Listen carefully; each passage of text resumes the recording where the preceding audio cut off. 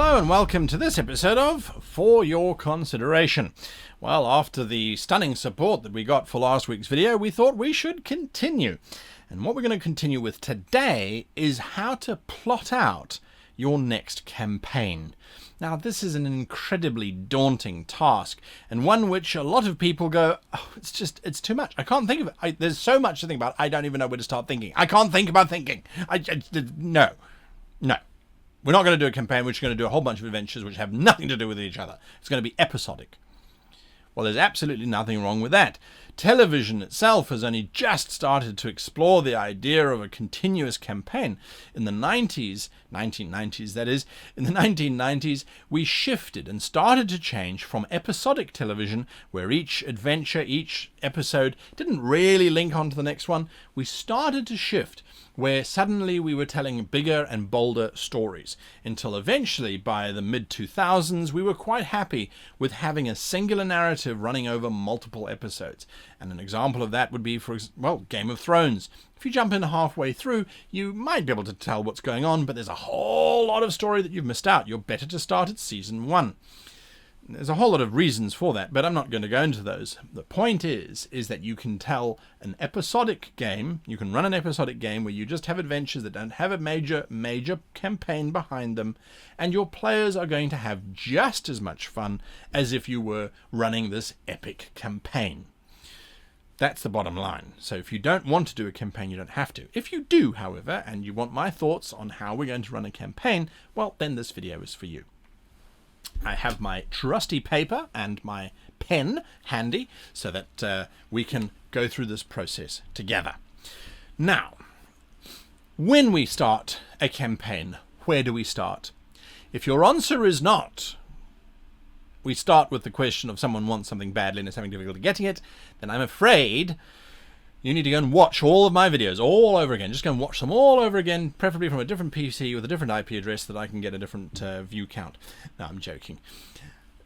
The idea is to always start at that central point. Someone wants something badly and is having difficulty getting it. Now, if you head on over to www.rpgtablefinder.com, you will find that is our social networking platform that the Web Goblin so wonderfully created to allow you to join and create games that people can join for online play and round the table play. Part of that, though, that was a long introduction. Part of that, though, is that there is a random story generator. It comes up on every page and you can refresh it to get different random stories. That is thousands and thousands of potential stories for you to unpack. Now, each one of those solves that question. Someone wants something badly and is having difficulty getting it. It has evolved it slightly to someone wants something by a certain time and is having difficulty getting it because something is preventing them from doing that. So it's an extrapolation, an expansion of the idea of someone wants something badly. But again, that is our fundamental basis. So we need to start somewhere. Now, for this particular campaign, I think we should do it as a science fiction campaign. We do a lot of fantasy on the channel, and for good reason. Fantasy is one of the most popular of the settings that we can play in. So I'm going to do science fiction because, well, why not? There aren't that many science fiction campaigns running out there, or are there? Tell me about yours in the comments below. Let's unpack what's out there. So we're going to do a standard science fiction campaign. We're going to do it from scratch. This may take some time. I don't know how long it's going to take, but I will be creating this as we go. It's a blank page. You can see it's a blank page, and even the page underneath is blank. It's blank all the way down. Blank all the way down. All right, so it's completely blank. It's blank. Trust me, it's blank. Okay, so someone wants something badly and is having difficulty getting it on a galactic scale. Is the campaign going to be massive, spanning the entire galaxy? Is it going to span the entire universe? Is it going to span simple little planets in a local system? I think we should keep this smallish, so we're going to do a planetary system. So within the planetary system, someone wants something badly and is having difficulty getting it. All right, so who is that someone and what is it they want? Well, we're thinking science fiction, so maybe they want to take control of a planet. Maybe they want to destroy the star at the center of the planet. That was the theme for Star Trek The Next Generation, the movie The Next Generation, which, it had some interesting ideas, but unfortunately was rather weakly executed because of... So, our big bad wants something badly and is having difficulty getting it. They want to take over a planet is rather dull. They want to, all right, big bad wants to open a spatial rift to allow an alien invasion. Not the most original, but that's what I've come up with. You don't have to be original. Remember, there's only one story that we've ever told. It's how you tell it that makes it original. Alien invasions have happened all the time. Where we start in this whole story is another interesting question, but that's not part of the campaign. That's not plotting the campaign. That's plotting the adventure. So we'll come to that on a different episode. All right, so we've got our big bad who wants to open a spatial rift to allow an alien invasion. So from there, we now need to work out a few things, and that is really going to help us to plot out all of the different adventures that we're going to need. So where do we start? Where do we start? Well, we start with, what is his plan? So the question is, how?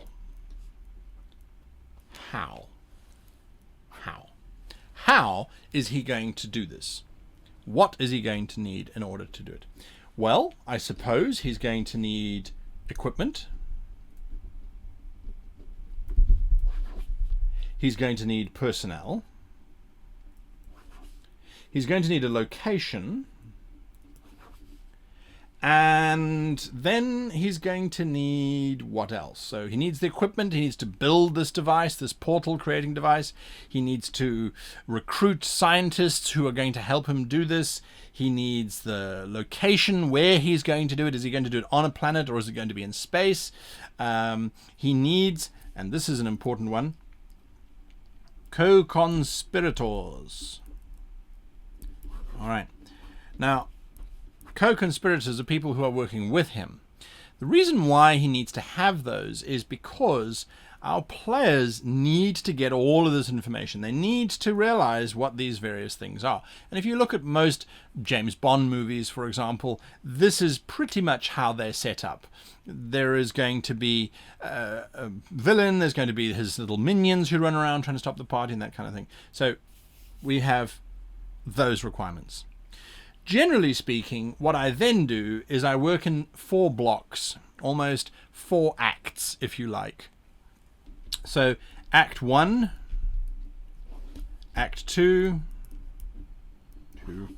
Act 3, and Act 4.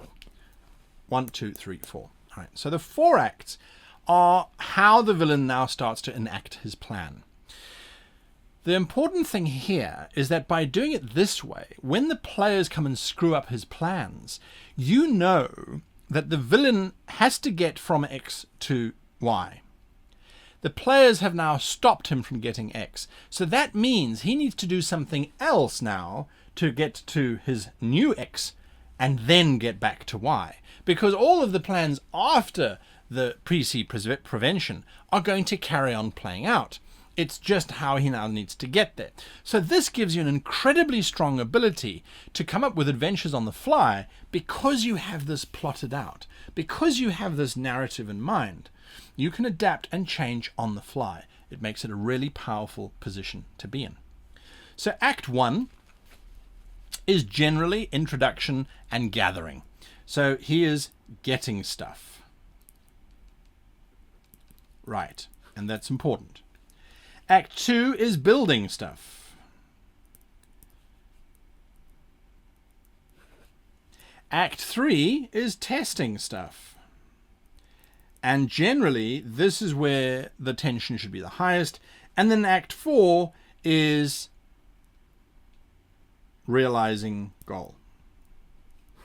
He opens up the portal, the aliens come pouring through, and now we're into a whole different situation.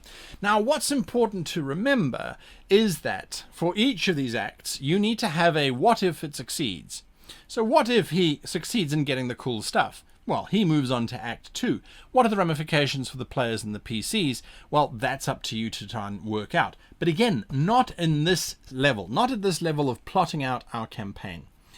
Once we get to Act 4, if he succeeds in releasing the aliens into the universe, what happens? Does your campaign end? Do the PCs just see these thousands of super powerful starships pouring out of fluidic space, because that was a cool option that was never really explored too much, pouring out of fluidic space, coming to take over the galaxy, and that's where you end. As you fail to prevent the machine from initializing, thousands of alien ships suddenly appear all around you, and you know all hope is lost. The end? Or do you use it as an opportunity to then launch the second half of your campaign?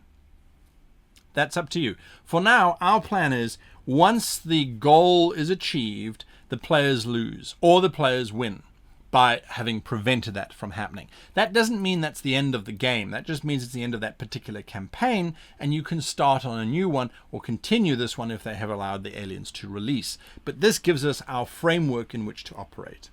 Now, this could, at the moment, all be one adventure. The PCs discover stuff has been stolen. That leads them to a planet where stuff is being built. That allows them to observe the testing, and then that allows them to prevent it from happening. So this could be a simple adventure that plays out in 4 to 6 hours, and no one will bat an eyelid. So what makes it different from a campaign?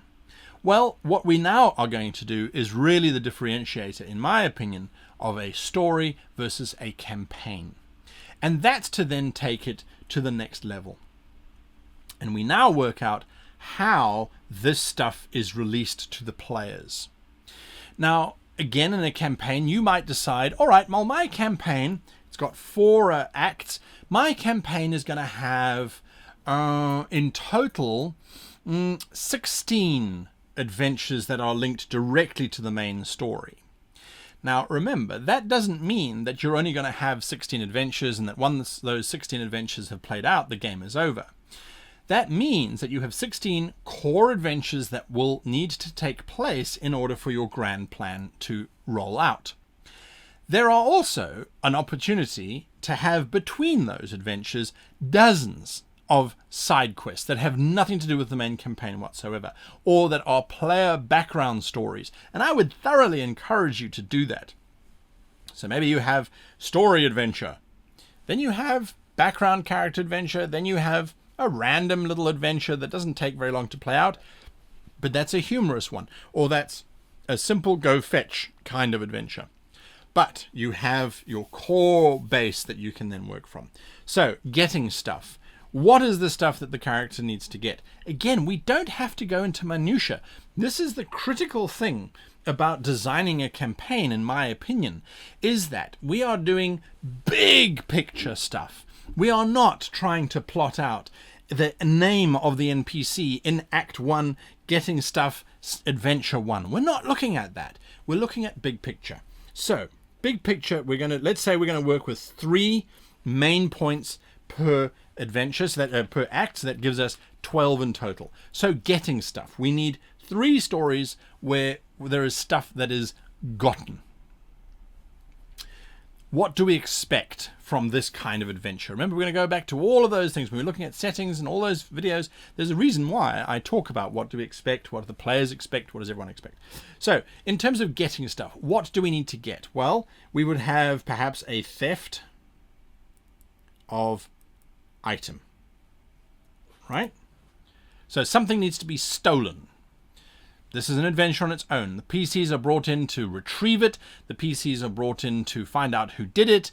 Whether the PCs get it back or not, well, is an interesting question. If they manage to return what has been stolen, the big bad is going to have to get it from somewhere else. You, as the sneaky GM, doesn't necessarily need to give that information to the players, or much later on down the line, the players are walking past a news feed and this holocam pops up and there's an announcer saying, and in other news, there was a theft of a bionuclear device from the Scythian Institute, which has resulted in a backlash of the security forces being criticized for their inability to protect our citizens. Tune in again for more news on, and so on. So you can then throw it down as a tidbit. This is not to say that the player's actions, the character's interference in the big bad's plans, have not been unsettled. This is to say that the big bad had to adapt his plan, and there's generally not a one-of-a-kind in the galaxy type of object or device. Generally speaking, the big bad is building one of those. It's not that they necessarily need that, because that would be a pretty weak plan if the entire thing hinged around one little component, which exists nowhere else except in this one point. All the PCs have to do is protect that, and the whole plan falls apart. So there needs to be enough generic options that the big bad can work around that. So, theft of an item, we're in the act of getting stuff. Getting a person, so an abduction. Similar to theft of an item, but it's an abduction. Again, don't stress about, how do I make theft of a person different from theft of an item? That's really easy. There are so many different movies out there. You've got Ocean's 11, 12, 13, 14, 15, however many they want to squeeze out of those poor actors. You've got all those, which is about getting an item. Then you've got all of the other ones like Wanted, Train Mission, just so many other movies where it's about getting a person. They're very different stories. The goal is to get a thing back from someone or from whatever. Different stories. Same fundamental principle, which we'll handle later. We're plotting out our campaign now. Just relax. So then our third stuff, so we've got an item, we've got a person, and then perhaps the last component is something that seems to be very weird or very strange, and that might be, let's say, we're getting stuff, and it's spatial rift stuff. So this is where we want to make it a little bit more specific as we ramp up our PC starting to become aware of what's happening. So what if they have to...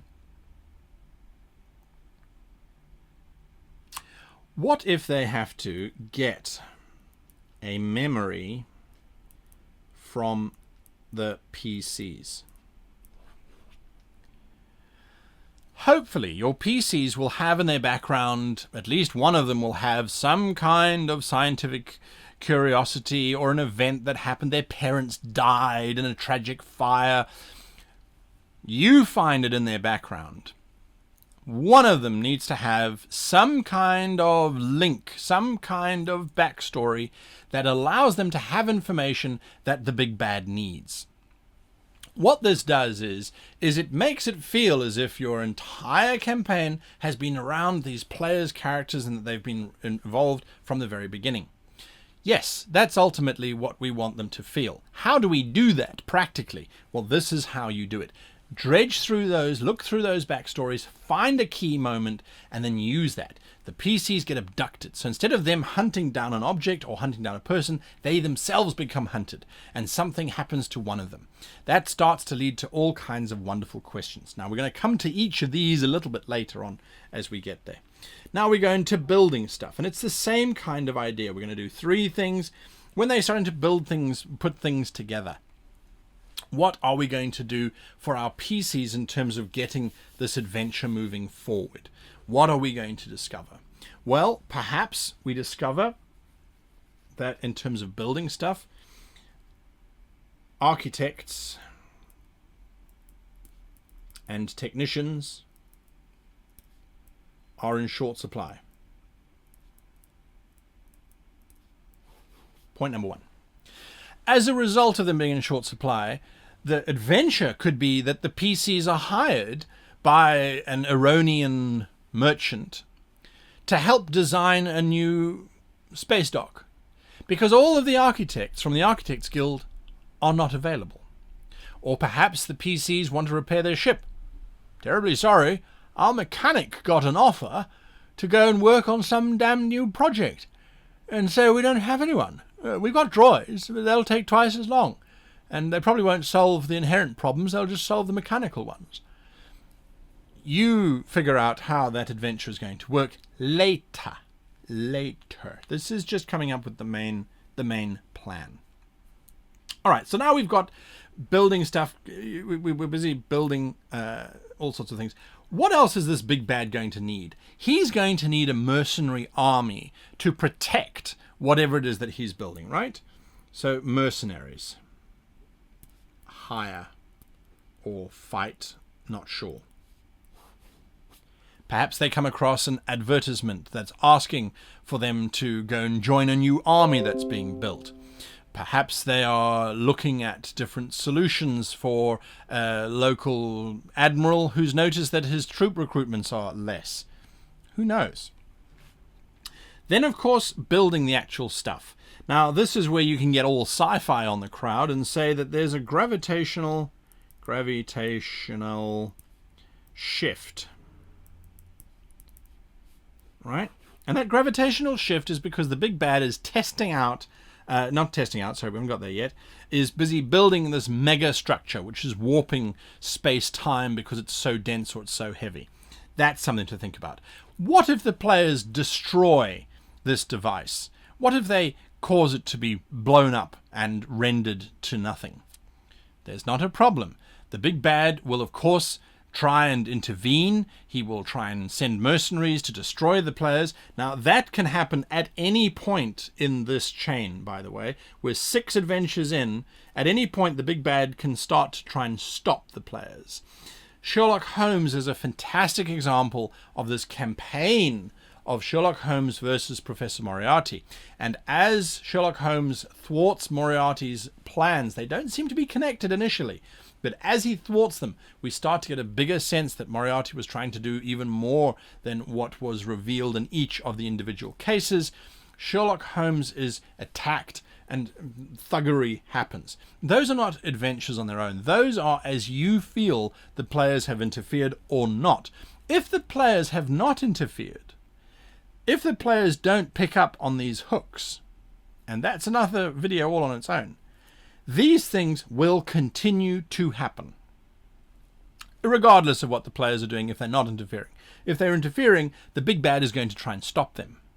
But he's not going to put all of his plans on hold whilst he goes and tries to stop the PCs. He's not going to do that.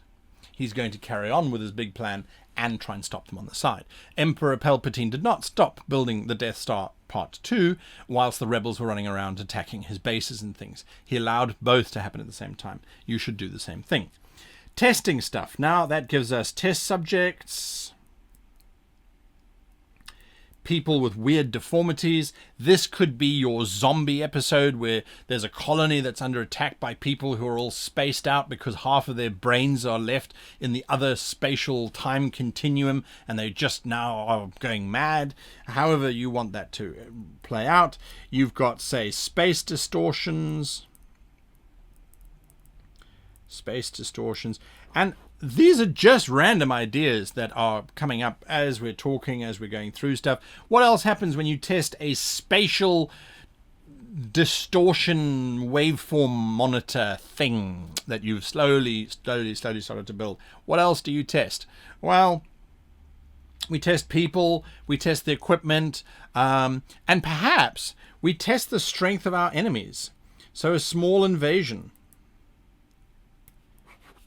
All right, we bring through a few of the ships from the other dimension so that they can attack and see whether their technology is better or not better than the current ruling system. We then move on to reaching our goals. So what happens when the goals start being reached? Well, we need to give our players enough time that they could potentially stop this. So they need to have a misfire or a demonstration of power. In Star Wars, the very first film, the power was demonstrated on poor old Alderaan because it made an effective demonstration to everybody that, oh my God, we have to stop or destroy this thing. If the players have not picked up on this grand plan, now is your opportunity to let them do so. Then you have to have the invasion of the base. Where this thing is being built, what's going on, what's happening. You've got to have that invasion. And then finally, of course, you have to have your showdown. Your showdown can be as spectacular as possible. This is now a plot for a campaign. notice we don't have a huge story. We haven't spent decades lamenting over the nature of the leader or what is the big bad or each an individual adventure. That's to come. That is to come. And that we will be looking at in next week's video when we break down each of these different components into something that could be useful.